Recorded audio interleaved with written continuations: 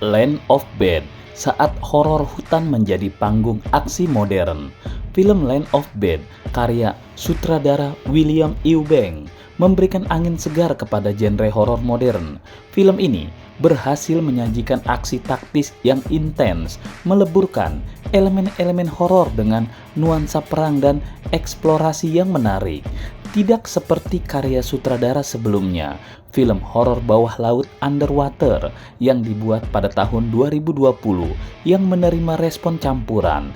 Land of Bad memilih untuk berfokus pada atmosfer hutan lebat di Queensland, Australia daripada kedalaman laut yang gelap.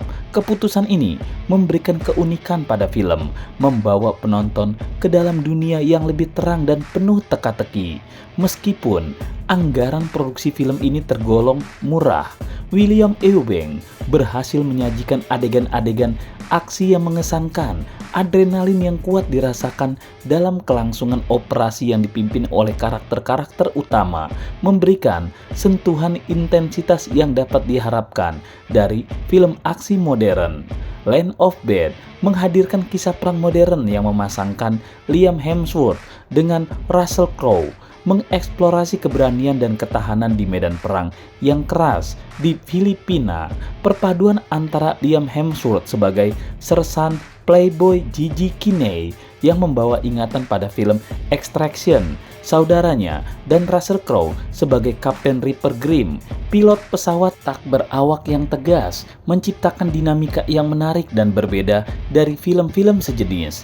Land of Bad menciptakan atmosfer yang kontras dengan klise horor dan dinamika yang menarik dari dukungan drone dengan pimpinan Kapten Sugar, memberikan dimensi emosional dan intensitas yang membingkai babak pertama film ini. Film ini juga membuka pandangan terhadap keberanian dan fisik yang tidak terduga. Milo Ventimiglia menjadi kejutan menyenangkan, memberikan warna dan kekuatan tambahan pada penceritaan. Meskipun masih menimbulkan kesan awal, Land of Bad menjadi tontonan yang menegangkan dan menghibur bagi para penggemar aksi modern. Dengan perpaduan aksi, ketegangan, dan kejutan yang dibawa ke layar, film ini menunjukkan bahwa ketidakberhasilan Underwater tidak menghalangi kreativitas dan keberhasilan di dunia horor modern.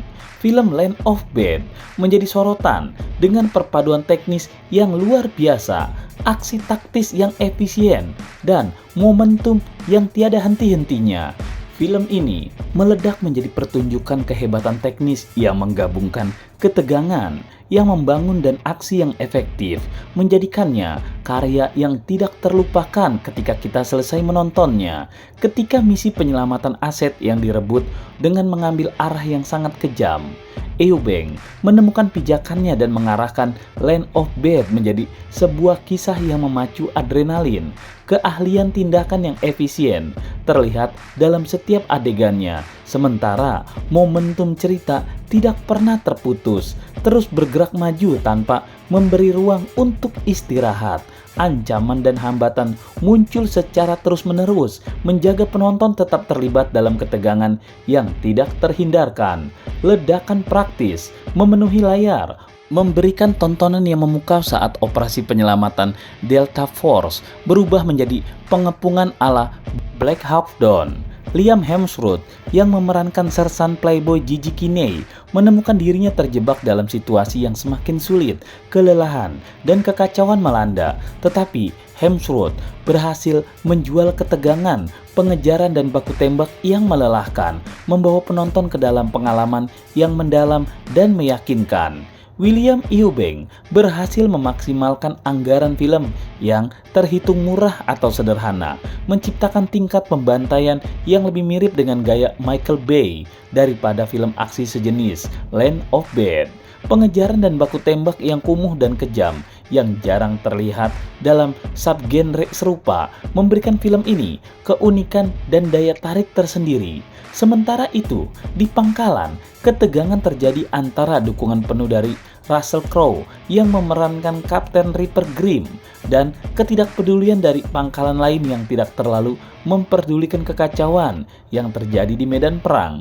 Dinamika ini menambah lapisan drama pada cerita, memberikan nuansa ketegangan dan konflik yang berkelanjutan.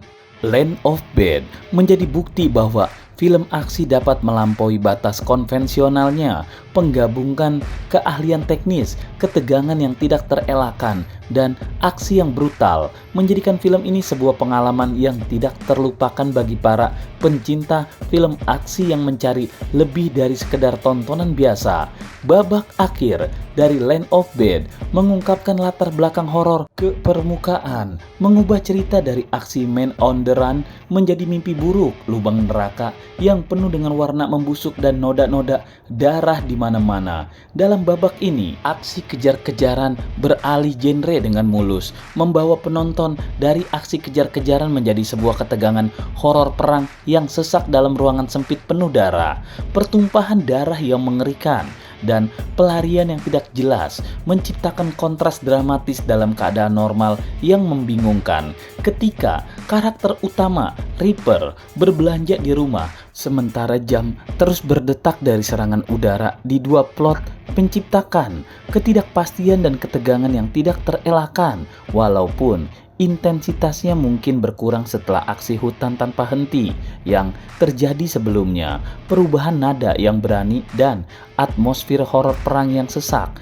memastikan bahwa Land of Bad berakhir dengan nada yang sangat mencekam. Film ini dengan percaya diri mengeksplorasi nuansa kegelapan dan ketidakpastian, menciptakan momen yang menantang kewarasan penonton.